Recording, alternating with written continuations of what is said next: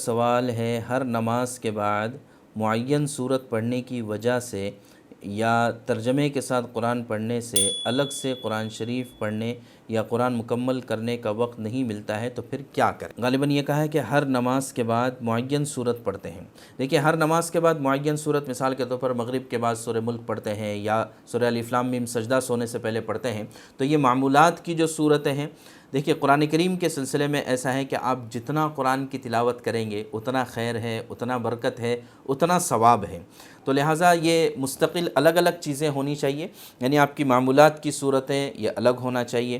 اسی طرح اگر آپ ترجمے کے ساتھ قرآن پڑھتے ہیں تو دیکھیے کہ قرآن کی تلاوت کا ثواب، اجر و ثواب الگ ہیں۔ قرآن کے جو 5 حقوق ہیں، پہلا حق ہے قرآن کریم پر ایمان لانا، دوسرا حق ہے قرآن کریم کو صحیح پڑھنا اور اس کی تلاوت کرنا، اور تیسرا حق ہے قرآن کریم کو سمجھنا، یعنی ترجمہ وغیرہ کے ذریعے سے اس کو پڑھنا، چوتھا حق ہے کہ اس پر عمل کرنا، پانچواں حق ہے کہ اس کے پیغام کو ساری دنیا میں پہنچانا۔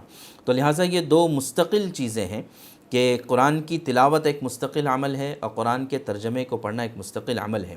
بہت سارے لوگ یہ بات بھی کہتے ہیں کہ جب آپ قرآن کو سمجھتے نہیں ہیں تو پڑھ کر کیا فائدہ؟ نہیں، احادیث میں ہمیں پڑھنے پر مستقل اجر و ثواب کا ذکر ملتا ہے۔ جیسے ایک مشہور روایت ہے کہ اللہ کے نبی صلی اللہ علیہ وسلم نے فرمایا کہ ہر حرف کے پڑھنے پر 10 نیکیاں ہیں، اور میں یہ نہیں کہتا کہ الف لام میم ایک حرف ہے، بلکہ الف ایک حرف ہے، لام ایک حرف ہے، میم ایک حرف ہے۔